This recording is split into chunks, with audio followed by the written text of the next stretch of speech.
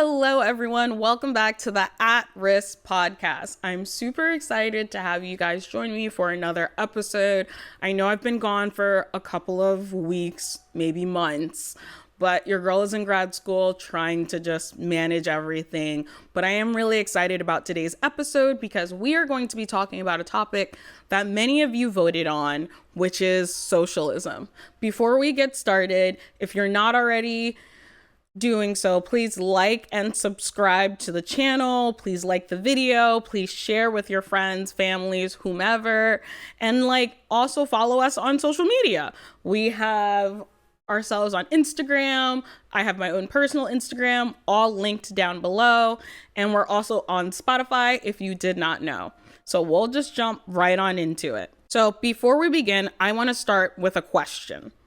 When did we decide that caring for other people became un-American? It really feels like somewhere along the lines, the United States went from love thy neighbor to pretty much you're on your own. And we really feel that in today's economic situation. If you're living in the United States right now, the economy is just not great.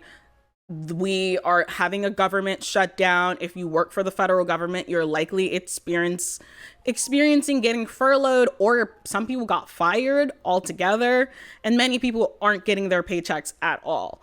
And with all the federal cuts that's happened to social programs such as SNAP and Medicaid, things are looking pretty bleak. So if there was ever a time that we should care about each other, now is the time. So in this episode, we're going to talk about why America would benefit from socialism. And I don't mean that scary, dictatorship, people standing in line for bread type of situation, like that Cold War type of socialism. I'm talking about socialism as a moral framework. One that says people matter more than profit and that dignity shouldn't depend on your tax bracket. To get there, we're going to trace a hidden history, how corporate America, with the help from powerful pastors, yes, we're going to talk about Christianity, convinced Christians that Jesus hated welfare. We'll talk about what Karl Marx actually meant, and we'll hear from Eugene Debs, which Eugene Debs was this man that was a socialist in the United States. He's dead now. This was in the early 20th century, but this man basically is the blueprint for socialism in the United States. And he ran for office 5 times, once from jail. So he's a pretty interesting guy, and he will help us understand socialism in a better context. And finally, we'll look at why scholar Kristen Ghodsee, as she puts it, women have better sex under socialism. Because socialism touches everything, even intimacy. So why don't we get started? When I talk about socialism, I'm not talking about dictators or one-party states. What I'm specifically talking about is having safety nets in place for your citizens. I'm talking about free speech, multi-party elections, and I'm thinking of countries like the Netherlands and Sweden, which are often voted the happiest places on earth to live. And I would argue socialism plays a key role in that reason. So socialism in the real world, as I stated before, is about safety networks. It's saying, hey, nobody should go bankrupt because they got sick or they spend their whole life paying off student loan debt, which is a real reality for many Americans. Actually, the main cause of debt for Americans in the United States happens to be medical debt. And then I would argue the second largest debt is student loan debt, because people are trying to advance themselves, get a better education, and no matter who is president, whether Democrat or Republican, all have failed to provide student loan forgiveness for those of us that are marginalized and forced to pay obscene amounts of money for university.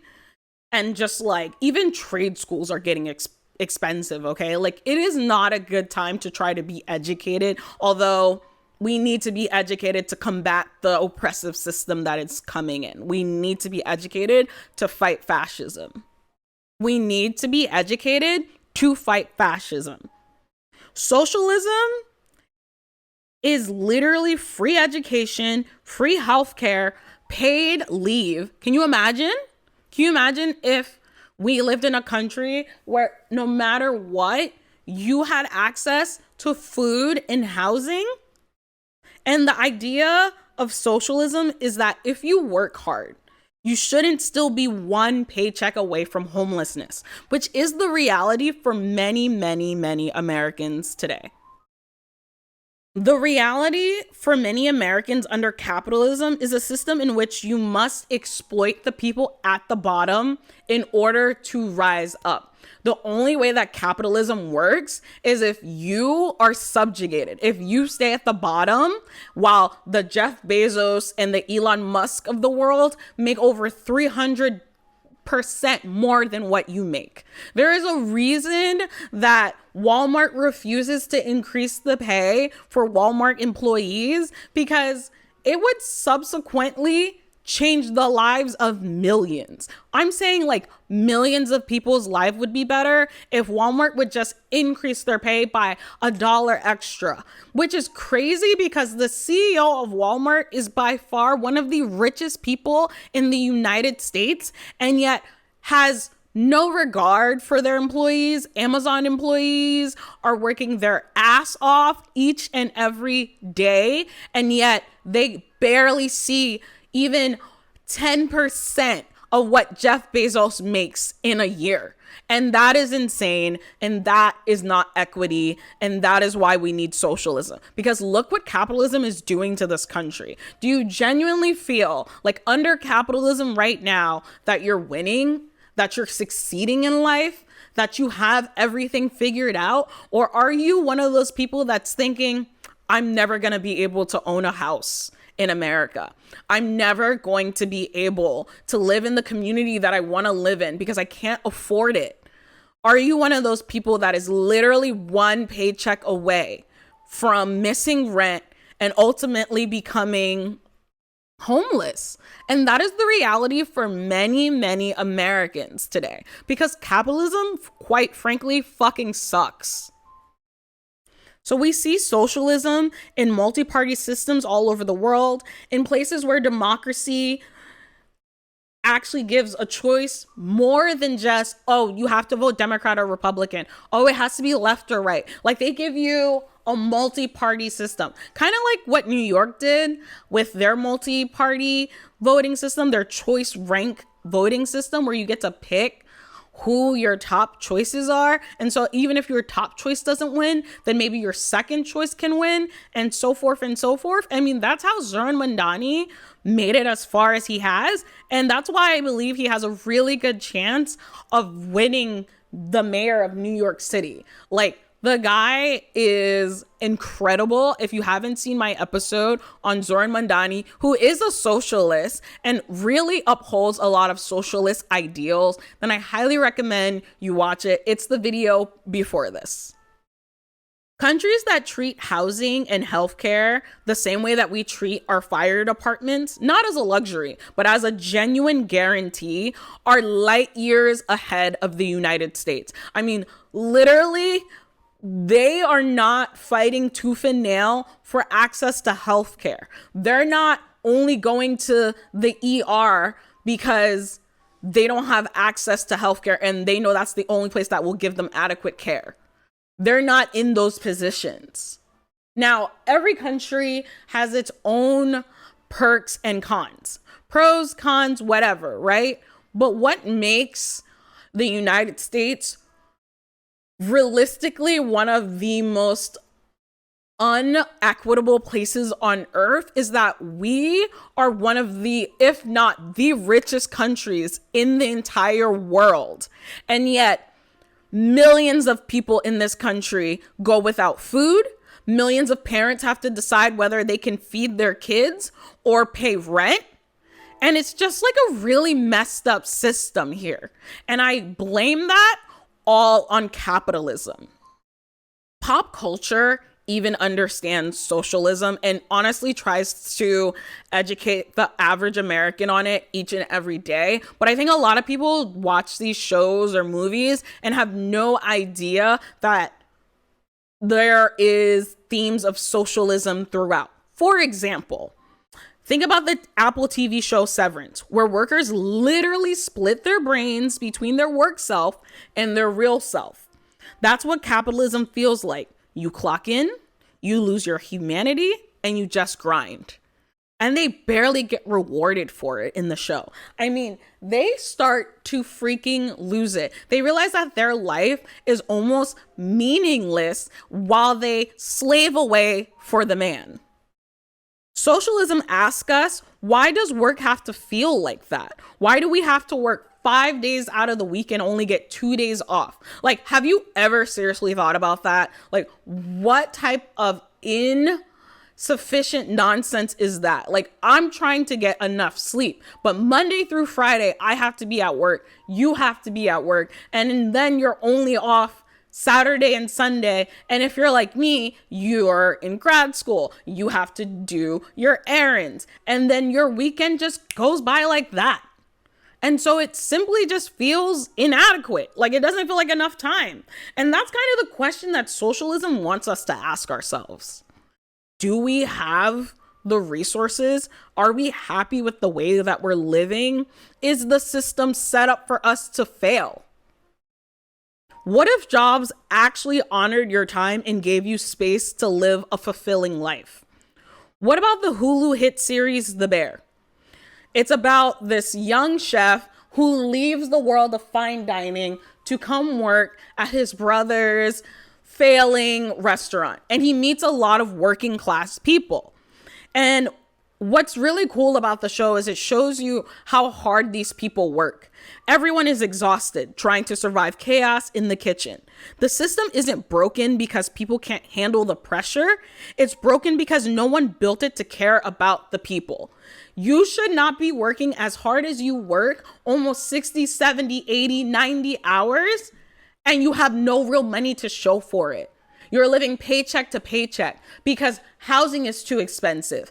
Car insurance is too expensive. Groceries are too expensive. And we literally have a fascist in the White House that thinks it's okay to cut all types of federal funding, including cancer research. But I digress. Socialism simply says, let's build something better.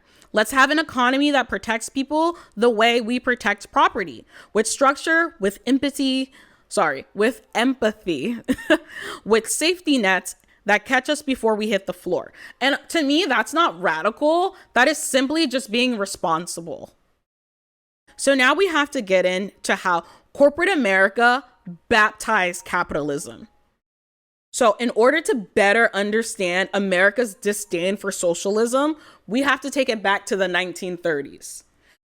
Yes, back to the Great Depression. If you are unaware, the Great Depression was a time in which America faced one of the greatest forms of economic collapse like ever. I'm saying, like, it was not cute. A lot of people didn't have money. A lot of people didn't have money to feed their kids, to feed themselves, to take care of their animals. Like, it was a really depressing time for the United States. And not only was it an economic collapse, it was a moral collapse. 25% unemployment, families losing homes, people skipping meals so their kids could eat. Sounds like what Americans are experiencing today. When Americans were struggling the most, President Franklin D. Roosevelt came up with a plan. Today, many would have called those plans a socialist's wet dream. Why?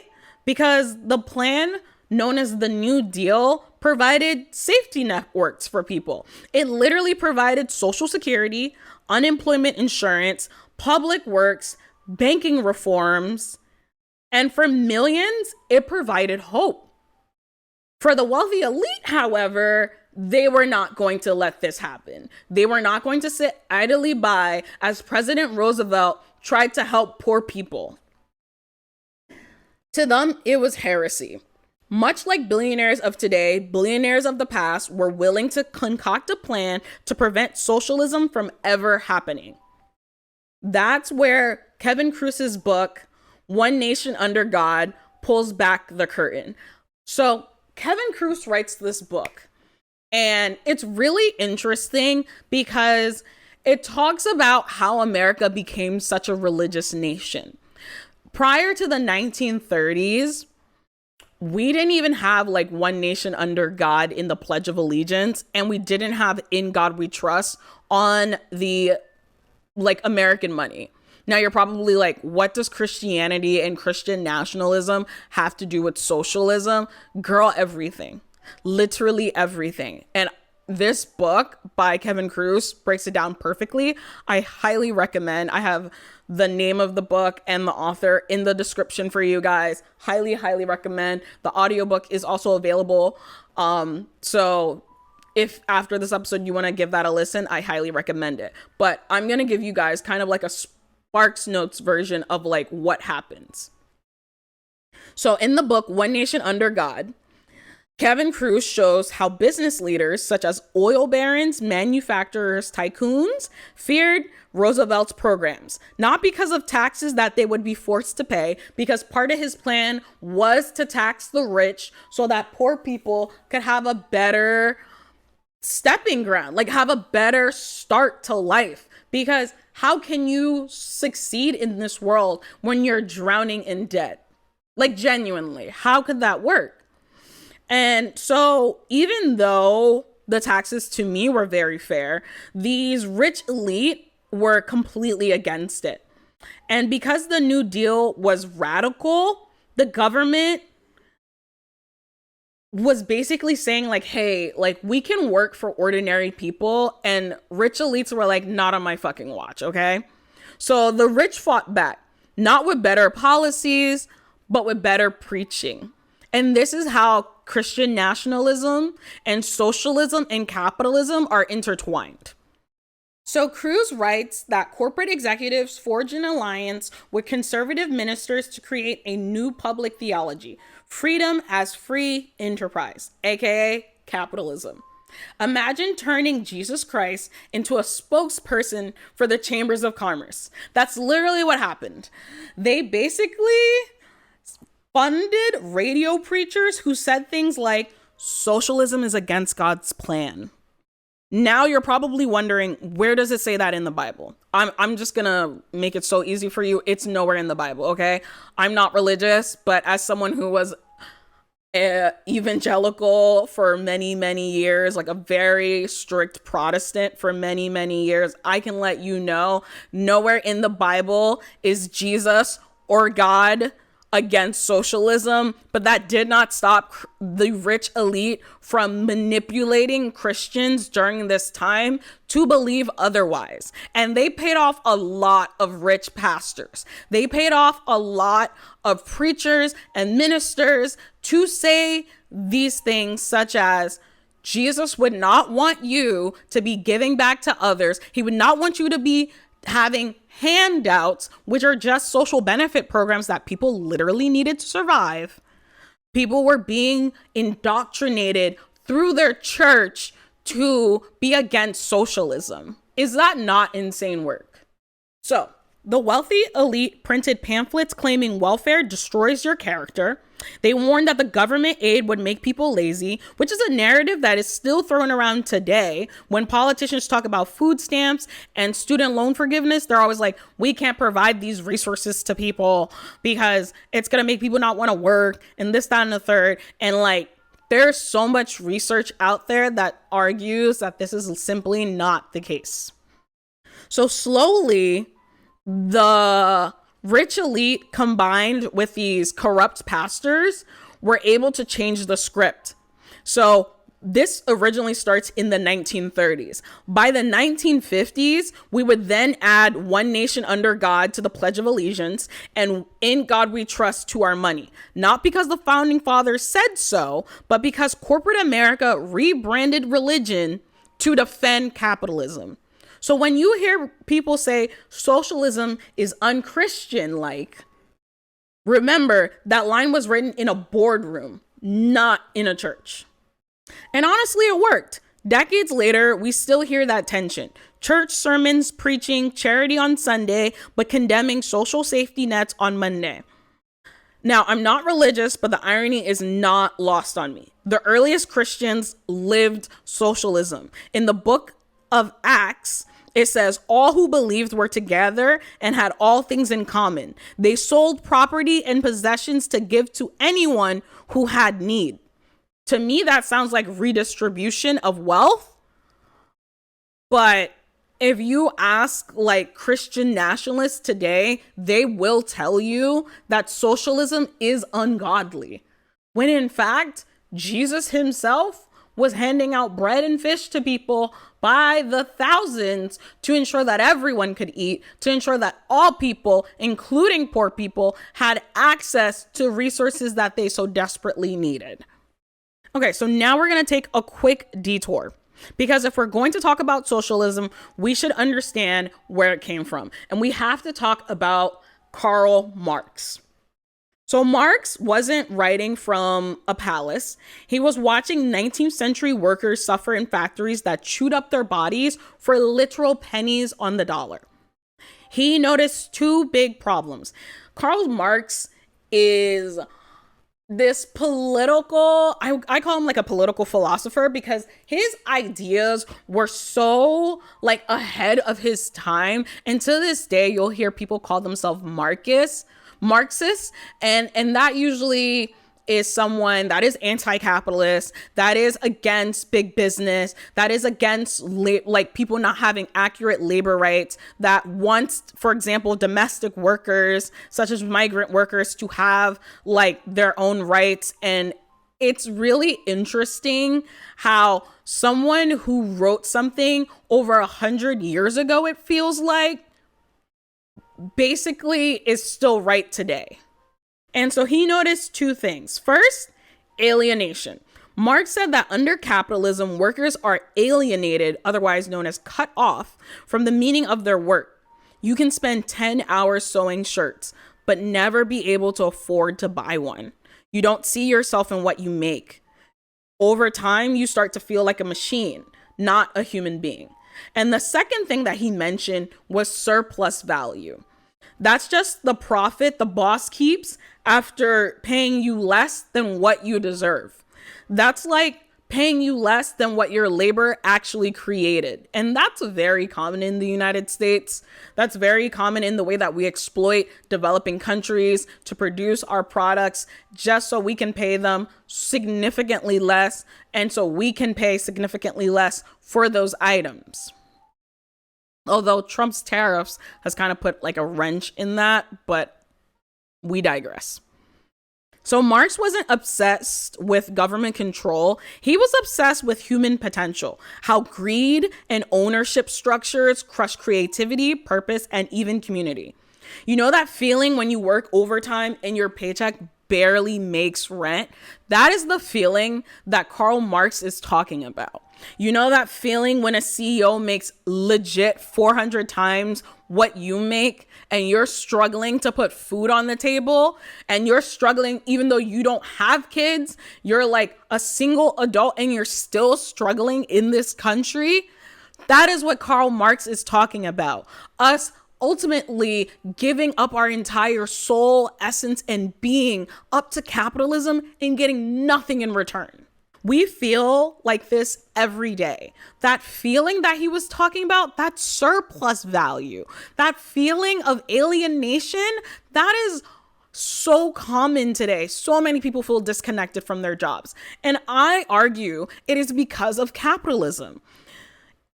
In student loan debt, in healthcare bills, in the quiet anxiety that tells us we are one emergency away from losing everything, that is the dire consequences of late stage capitalism.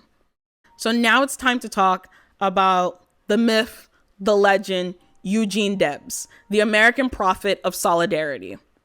If Marx gave us the diagnosis, Eugene V. Debs gave us the heart. So Debs was born in Terre Haute, Indiana. He was the son of working class immigrants, just like your girl. He started as a railroad laborer and rose to lead one of the country's first industrial unions. Like, is that not so cool? He was like, we actually need to mobilize. We need to work together. We need to fight for access. And he did that. Like, he literally ran one of the first and largest labor unions in the US. And that kind of started his like descent into socialism. I don't want to say like descent like it's a bad thing, but that's kind of like how he fell down the rabbit hole of socialism, was through the work that he was doing to protect other workers. And so this is kind of what led to him running for president so many times, even in prison. He was considered the evangelist of socialism. That's what historian William E. Cain would call him.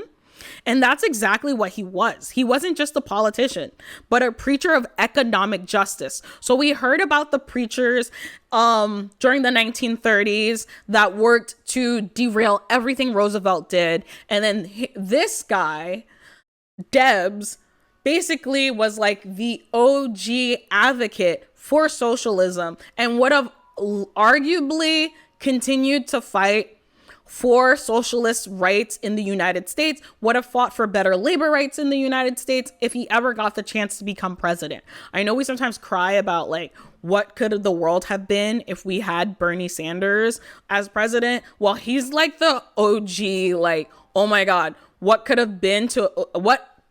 America have become if we had him as president? And I guess we'll never know. Debs said, "For the great body of wage workers, there is no escape. They cannot rise above the level of their class." What does that mean?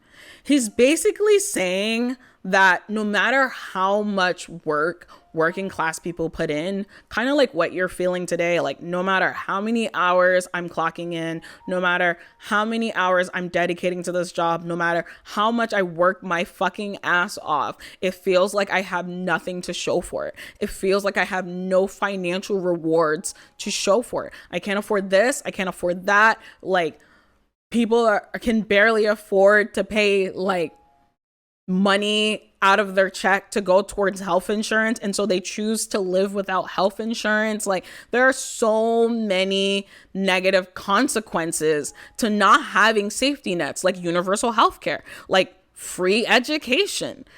People suffer as a result. And it's crazy because Eugene v. Debs saw that and understood that during the earliest periods of America's political systems.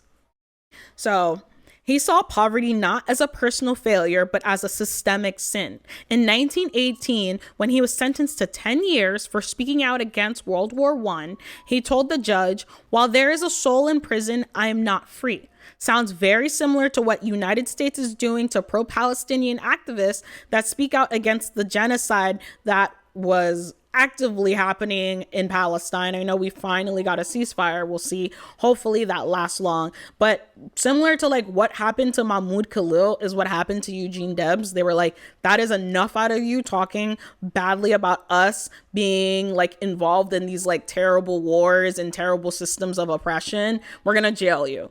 So that famous quote by Debs honestly still gives me chills because it reframes freedom, not as what I get to do, but what we owe to each other, because community matters. That is socialism.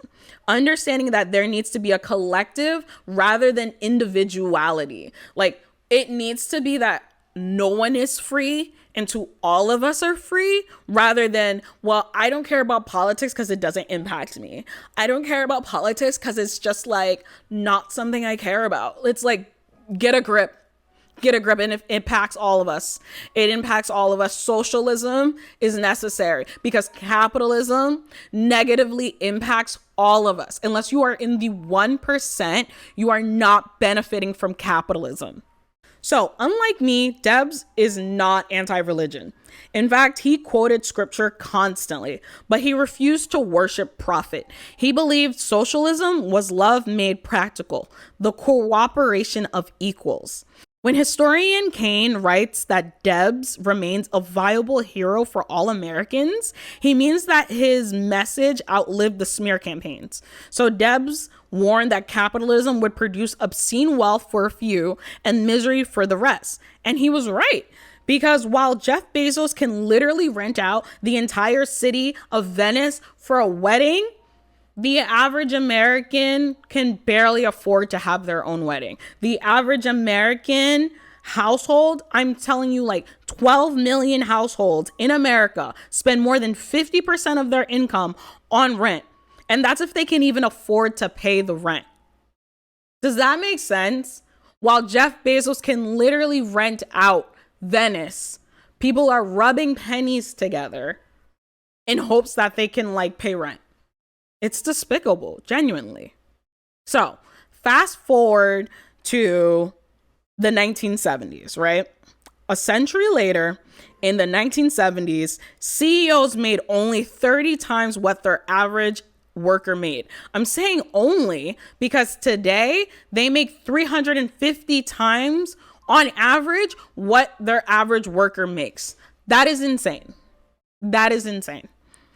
If you work for a major corporation, you work for a big marketing firm, you work for a large nonprofit, you work for like even like the school system, like superintendents, board leaders, like all these people are making so much money while you take home a measly 40K, a measly 60K. And I say measly because no one can really survive on that without struggling right now. Like, the average American makes roughly $70,000, and they're saying like to be good, you need to make six figures. To not be struggling each and every day of your life, you need to be making six figures. Now, raise your hand if you're making six figures and you still feel like you're not making enough money. Not me though. I don't make six figures. I'm just, I'm talking for my friends that I know that make six figures and have complained to me and been like, it's still not enough money. And it's not enough money because everything in America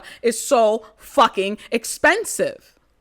So the cost of college compared to what it was in the 1970s has increased by nearly 1,500%.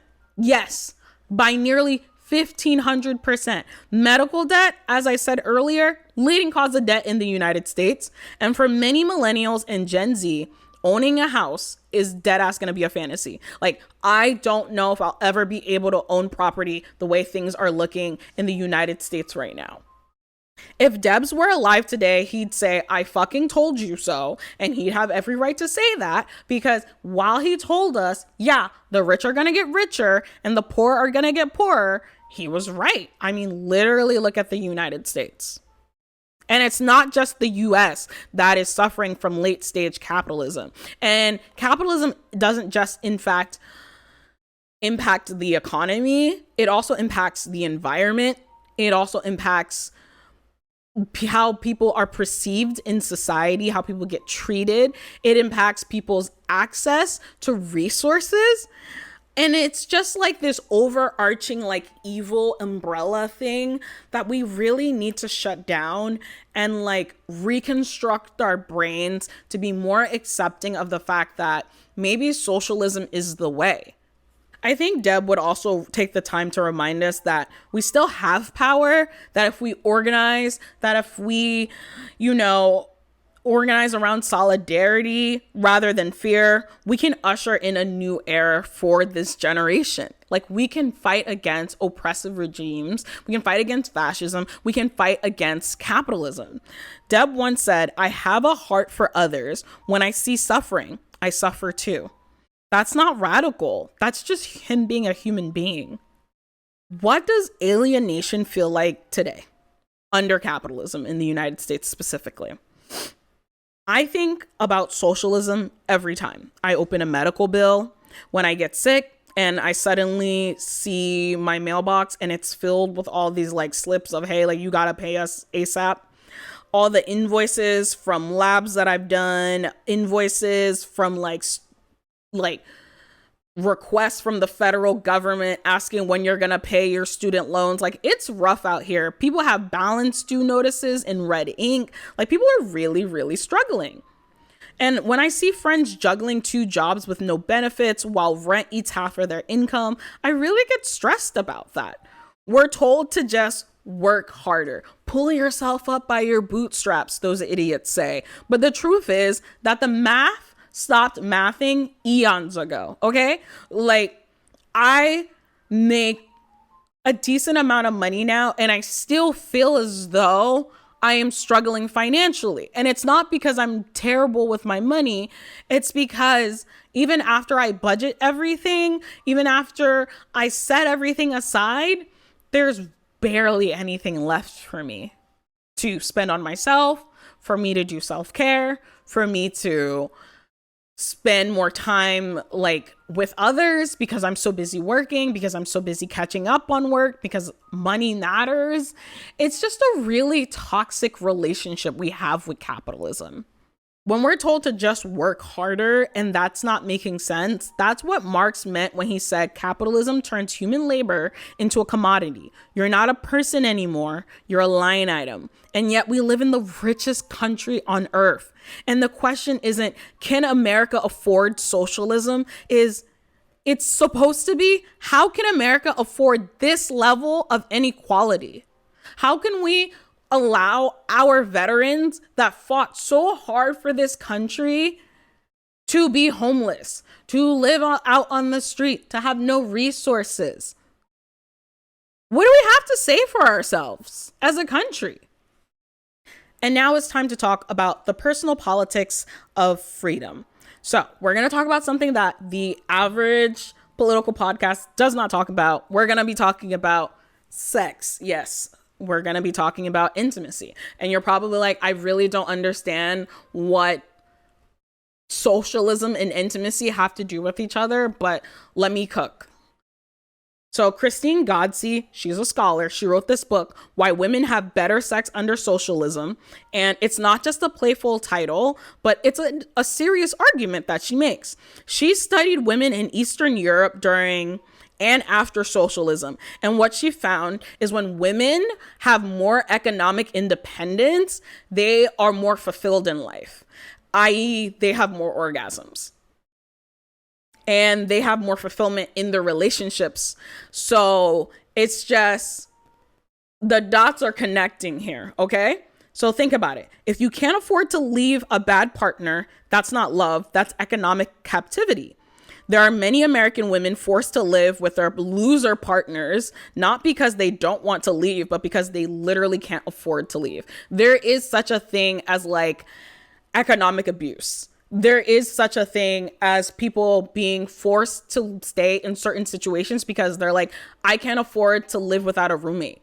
I can't afford to live on my own. I can't afford the lifestyle that I want to have. And so I'm forced to stay with this absolute fucking loser who like sucks. Or you're in a position where like you're in an abusive situation at home and you want to get out of your parents' house because it's going to be better for your mental health, but you can't pick your mental health because you can't afford to move out.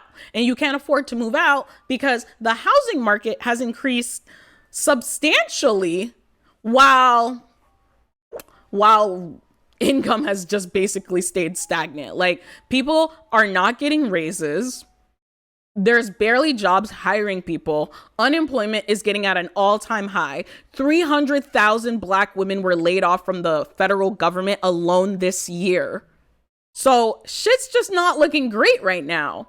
And so we really need to think about how capitalism inadvertently harms us. So Ghodsee writes, economic independence is the first step towards sexual and relational autonomy. Under socialist policies, paid maternity leave, free childcare, universal health care, women would not have to choose between a career and family. They would not have to pick between survival and dignity. That's not about government control. That's about freedom through security. Think about it. If people had safety nets, then they would be able to reach their full potential in terms of like working as much as they want to give at work. they would be able to do more self-care. They'd be able to care for their family more. They'd know that their family is in good hands because the country they live in has social systems in place to ensure that our elderly population are taken care of. And it's not someone in their family that's forced to give up their job to take care of their family member because they can't afford to put their family member in a nursing home. Like, do you see where we are getting? So Ghodsee in her book even jokes that capitalism gives you freedom of choice, but no actual choices if you can't afford them. That has to hit home. It's not just women who benefit from socialism. In countries with stronger social programs, everyone reports higher life satisfaction because anxiety is no longer a full-time job. The freedom to pick between two overpriced health plans or to work until you die is not freedom. Seriously, think about it. How is you having the highest deductible you've ever seen in your life good healthcare?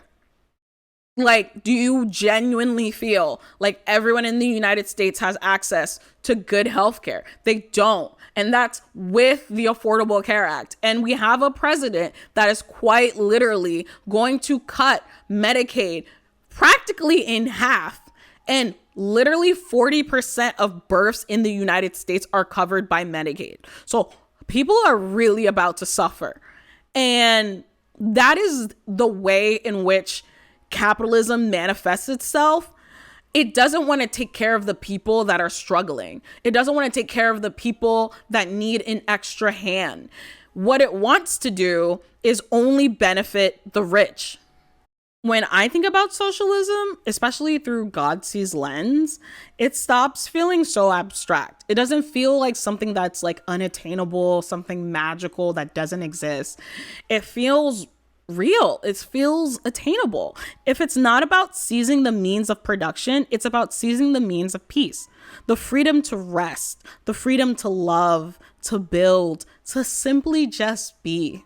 You know what I mean? Like, wouldn't it be so nice to just like know you're gonna be okay when you wake up? Like, know that you're not in a position where you're like, crap, I don't know if I'm gonna lose my car because like I leased it or whatever, and like it might get repoed because I'm struggling to pay my payments on it.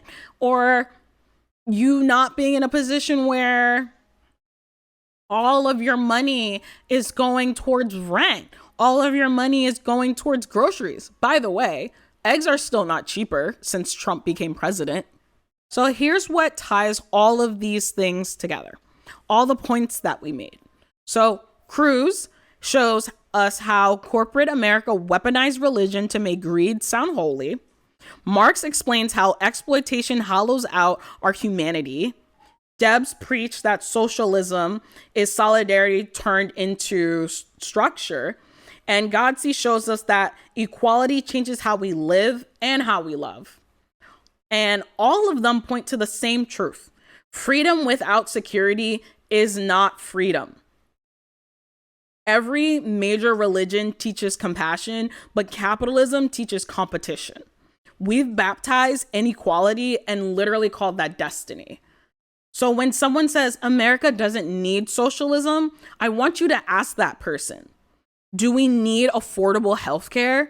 Do we need student loan relief? Do we need to stop people from dying because insulin costs $400 a vial? And you know it was originally supposed to cost $1? Insulin was originally supposed to cost $1. Is that not insane work?